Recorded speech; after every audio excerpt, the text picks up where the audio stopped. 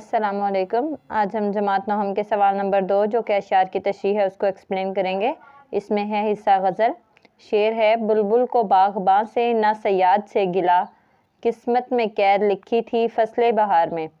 یہاں پہ استعارے یوز ہوئے ہیں۔ یہاں پہ باغبان سے مراد ہے، بلبل سے مراد یہاں پہ بہادر شاہ ظفر ہیں، اور باغبان سے مراد ان کے بہادر شاہ ظفر کے دوست احباب ہیں، اور صیاد سے مراد یہاں پہ انگریز حکومت ہے۔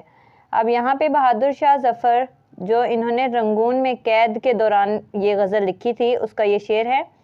اس میں خود کو بیان کرتے ہوئے یا خود کو تسلی دیتے ہوئے کہتے ہیں کہ مجھے کسی سے نہ اپنے دوستوں سے کوئی گلا شکوہ ہے، اور نہ صیاد یعنی کہ قید کرنے والے شکاری سے کوئی شکوہ ہے، انگریز حکومت سے مجھے کوئی شکوہ ہے۔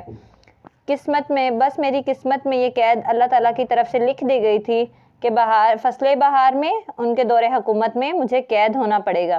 یہ چیز لکھ دی گئی تھی، اس وجہ سے مجھے کسی سے کوئی گلا شکوہ نہیں ہے۔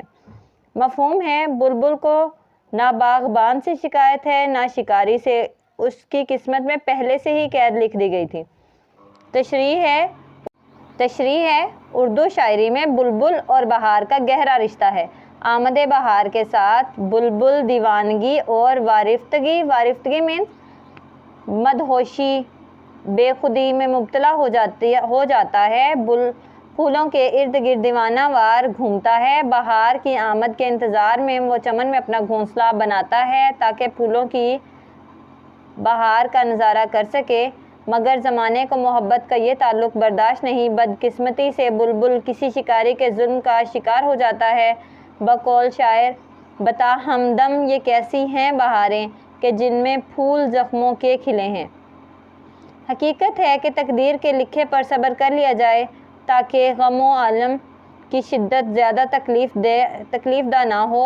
شعر میں غم اور مایوسی کا عنصر پایا جاتا ہے، اس وجہ سے بہادر شاہ ظفر کو درپیش وہ سیاسی حالات ہیں جب انگریزوں نے انہیں بادشاہت سے محروم کر کے رنگون میں قید کر ڈالا اور باقی زندگی بڑی تکلیف اور دکھ میں گزاری۔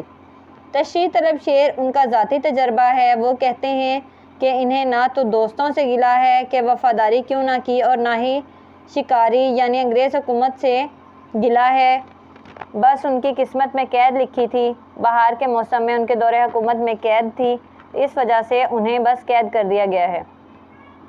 اس شعر کا مفہوم کچھ اس طرح سے ہے۔ شکریہ۔